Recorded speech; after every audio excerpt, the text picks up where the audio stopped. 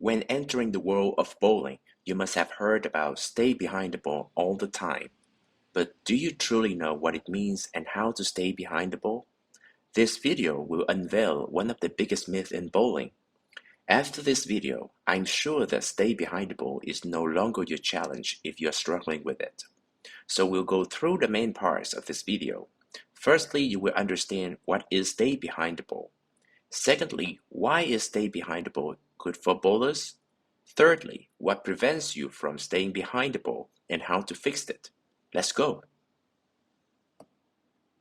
What is stay behind the ball? Stay behind the ball can be explained as the hand is at the up-the-back position with the ball at the time of release. The more your hand is behind the ball at the time of release, the better it is. So what is the time of release? That is when your sliding foot begins to stop and your hand begins to accelerate the ball with the follow-through.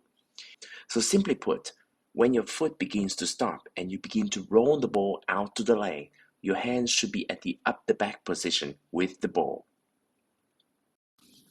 Why is stay behind the ball good for bowlers?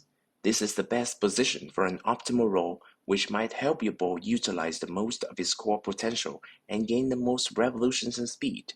And of course, if you can make the ball hit the pocket within this condition, your chance of having a strike is the highest. I must also emphasize that stay behind the ball is a way to imply the starting position of the hand before you begin to accelerate the follow-through. Finally, your hand will end up at the side of the ball at a certain degree of axis rotation. Otherwise, the ball will roll end over end and never hook, or hook the least. So don't misunderstand that your hand should always be at the back of the ball if you want to hook it. You only do that when you want to make the ball go as straight as possible. So what prevents you from staying behind the ball and how to fix it? There are 4 reasons which prevents you from staying behind the ball as a two-handed bowler. Firstly, your body alignment with aiming system. Secondly, your shoulder angle with your target line. Thirdly, your timing. And the last thing is your understanding of the release. Let's examine the first reason, your body alignment with aiming system. As you know, the bowling ball is a round and spherical shaped object. You can't stay behind the ball unless you know which trajectory the ball will travel. So what you have to do before you want to stay behind the ball is to be sure you match your body alignment to the intended trajectory of the ball at the foul line. Why do I have to say so? Because in many situations, your intended target line does not match the real target line when you release the ball. This seems unreal, but true. This gap is created during your approach. You think that with this standing position, you will approach, swing, stop, and release the ball through the intended target line. But in reality, where you stop at the foul line does not allow you to do that. Or, in other words, your intended target line and the real target line does not match each other. If it matches, your chance of not staying behind the ball is really small. I will demonstrate this problem with an example of a bowler. This bowler is my fellow. He's still struggling with staying behind the ball after trying multiple tricks. The paradox is the more he physically tries to make his hand or even his arm stay behind the ball, the worse the situation is. In this situation, my fellow stands at board 30 and wants to stop at board 30 at the foul line, rolling the ball past the arrow between the 4th and 5th arrow or the 23rd board at the arrow. So after a couple of slow motion recording from behind, I found out that his alignment does not fit his intended target line. In other words, when he stops at the foul line does not allow him to project the ball through his intended target line or the area at the arrows. In reality, he still thinks he's on the right swing slot. You see, at the foul line, with his swing slot, it's best to roll the ball past the 4th arrow or board 20 at the arrows. But his intention is to roll the ball passing the 23rd board. What could he do in this situation? He has no way but to quickly wrap his hand around the ball in an attempt to make the ball pass the intended board at the arrows. You can only see this flaw with the help of a slow motion camera, otherwise you wouldn't know how to fix it. The story hasn't ended yet. My fellow somehow recognizes that weird feeling. He thinks he should pull his arm to the inside of the body when releasing to stay more behind the ball and hit his target arrows. So he tries to pull the ball to the inside part of the body during the backswing. The problem is what is pulled inside goes outside quickly, and the result is his hand and arm quickly go outside and wrap around the ball. This process badly ruins the release.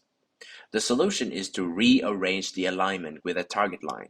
You have to move your stand left or right a couple of boards to match your sliding and stopping position at the foul line with your intended target line. I suggest recording yourself from behind, focusing on your footwork and where you aim on the lane. With a couple of shots, you can recognize the flow and quickly fix it. In the above example, I told my fellow to move his standing position to the left 4 to 5 boards to adjust his alignment while fitting his drift approach. Once you match your body alignment with your intended target line, your head, right shoulder, elbow, wrist, fingers will be on the same plane with the intended target line at the end of the 4-step with the 5-step approach. And remember that you don't have to force your body to do that. Everything happens naturally. You can stop the video a while to thoroughly examine this image. I also recognize that the drift step approach also helps you stay more behind the ball, because drift step creates more space for your swing slot, hence giving your bowling hand more room to stay behind the ball. It also prevents your body from twisting, which makes you throw your shoulder forward, creating the chicken swing. You might want to give it a try by watching the drip step technique video at the upper right corner of the screen. The second reason is not to create a proper shoulder angle with the intended target line. Your shoulder line should be perpendicular to the intended target line when you release the ball. In some cases, bowlers think they should always have the shoulder line parallel to the foul line. This thought makes them quickly swing the shoulder forward from behind to achieve it. And there you go, you have chicken swing, and of course you cannot stay behind the ball. So look at this image again to imagine your target line and shoulder angle. Your shoulder should remain perpendicular to the intended target line during the follow-through. The third reason why you cannot stay behind the ball is your timing. Even if you don't make any above mistakes, but with early timing, you can hardly stay behind the ball long enough to have an optimal release. Your hand will eventually and naturally move to the side of the ball. This is basically a natural hand placement according to the human body anatomy. However, it shouldn't be at that position when you haven't started to accelerate the follow-through. With early timing, when your foot reaches the foul line, your arm swing or the ball also reaches the foul line nearly at the same time. At this moment, you cannot resist the hand moving to the side of the ball, and more importantly, when you begin to accelerate the follow-through, your bowling hand has already been at the side of the ball. So the solution is to make your timing later. You can refer to the video about the timing of two-handed bowlers at the upper right corner of the screen. Once you fix the timing, you can definitely stay more behind the ball, for sure. And the last reason is your understanding of the release. Most of the time, we are taught to release the ball by moving fingers or hand from the back of the ball to each side to make it hook. As I mentioned above, your bowling hand will eventually move to the side of the ball without any effort. That is the natural hand position. So the key is to understand the release as to accelerate the follow-through on the target line passing the center of the bowling ball. And you should never think that I should rotate my fingers or hand to the side of the ball when releasing it. Because when you think you have to do that, you have already over-rotated, not giving your hand a chance to stay more behind the ball. That's the trick. So now you can see that releasing the ball is easier and simpler than ever before, right? So let's conclude what we have learned today. In order to stay more behind the ball, you should reject these 4 elements. First, recheck your aiming system to see if it matches your body alignment. Second, recheck your shoulder line to see if it's perpendicular to the intended target line. Third, recheck your timing model to prevent early timing. And the last one is release the ball by accelerating the follow-through on the target line, passing the center of the bowling ball. Don't think about rotating your finger or hands to the side of the ball. By checking these 4 elements, you might be able to find out where your flaw is and quickly fix it. Once you feel that you can stay more behind the ball, you can grow quickly and develop many advanced skills. Now, it's time you hit the lanes and try my tips. If it helps improve your game, don't forget to subscribe and give me some comments. Also, like or share this video with your friends if they want to improve. See you soon in the next video. Until then, enjoy bowling.